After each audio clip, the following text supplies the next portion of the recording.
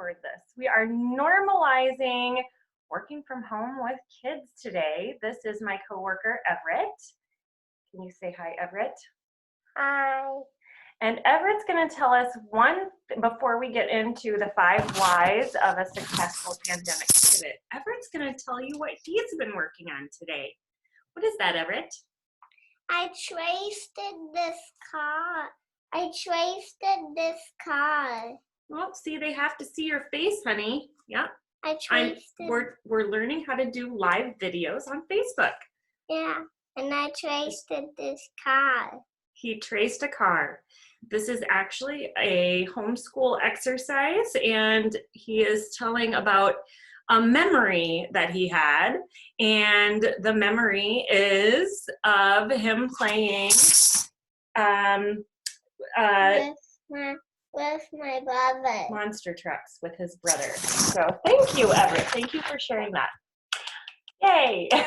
So we are normalizing this because we are all in this together right now. And for anyone who is worried about people judging you for having your kids barge in on you on a conference call or yelling and screaming in the background, oh, that never happens here. So we're just going to embrace it today. I just put out a blog post on the 5 whys of a successful pandemic pivot, and I'm going to link that blog post in the comments here. And the idea is that nothing is really normal right now, and many of you are finding yourself in a situation where if you've been working face-to-face and we are in social distancing or in the stay-at-home order right now, we are challenged with finding new ways to serve customers and still make money. So the 5 whys is an exercise that I use with my clients when we are working on our marketing strategy and we're trying to determine the customer need. So in a normal situation, a lot of us have opened shop and the customer need was pretty easy to determine because especially in a retail environment, we have simple needs. But when we're going into a situation where we're having to pivot or the market has changed, it can be helpful to, especially if you want to stand out and cut through the clutter of what's happening right now, it can be helpful to consider what some of the underlying needs of your customers are, because the underlying need is going to help you create a stronger response, or what I like to call an offer. So this is how you're actually serving them and getting paid money. So you can create a stronger stream of income using an offer, and the messaging that you use can help you stick your tongue out a lot more accurately. So it can help you with your messaging so that you're really speaking directly to your customers. So here's how the 5 whys works in terms of a pivot. And I'm going to use an example of a yoga studio client of mine who called me when the studio was shut down and said, I've got this idea, I'm not sure it's going to work. And so we walked through the 5 whys, and here is how the 5 whys work.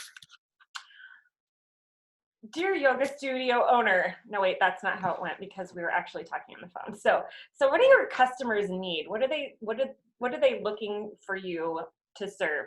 Well, when her members originally joined the studio, they joined to access the studio. They wanted the equipment, they wanted the space, they wanted the time away from home, they wanted the interaction of the other community members, and they wanted some of the other health and wellness benefits that she offered at the studio.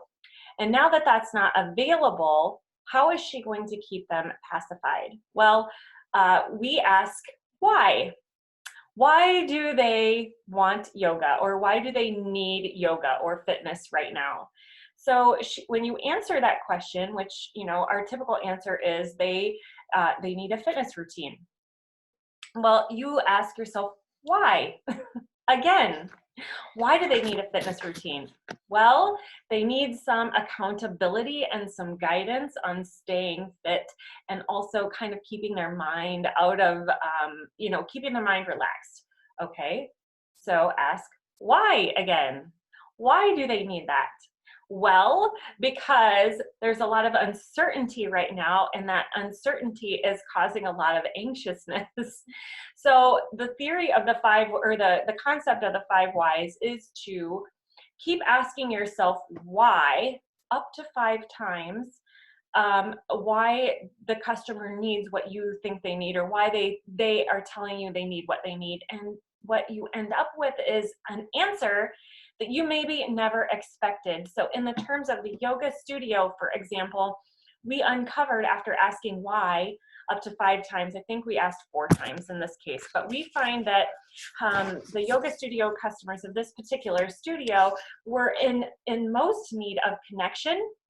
Bye, my coworker is going to go grab some coffee. They were in need of some connection, some normalcy, some stress relief from anxiety and things like that. So this helps the studio owner decide, okay, now that we know what they need, how can I deliver that in a way? And what am I delivering in a way that serves that need? So in her situation, she actually came up with using an interactive or a video conferencing tool so that people could actually show up to class at their regular times. So that helps keep some sense of normalcy. And by showing up to class at regular times, they were also able to interact with each other. So that keeps that sense of community together. And she also is recording all of these meditations and yoga classes and fitness classes. So she's creating a library of these classes. So inadvertently, she is now able to serve a broader audience. So now she is not limited to only people who can attend the studio, but she can also serve anyone across the globe who has an internet connection. So this is how answering those questions of the 5 whys can really help you get to the heart of what your customers need, so you can make decisions on what am I going to offer, how am I going to offer it, and what is the message that we're going to use to deliver this. So how would you imagine our yoga studio example? Is this a subconscious subliminal message to my Rafferty's Pizza folks that it's time to go get some lunch? Anyway, how do you think her messaging is going to change? We went from we're focusing on the fitness piece to the fact that we're focusing on the normalcy and the connection, and you can see kind of the switch in the messaging and what we're talking about. So if you have questions about how to do the 5 whys, check out my blog post that's linked in the comments, or you can visit my website, is wavemarketing.net, and you can click on resources for a few of the posts I've put out lately. And I would challenge you to go through that 5 whys exercise, and I'd be curious to know what you find out. So tell me what your results were and how it's changed what you're offering and your message. So work from home with kids, hashtag work from home with kids. Peace out.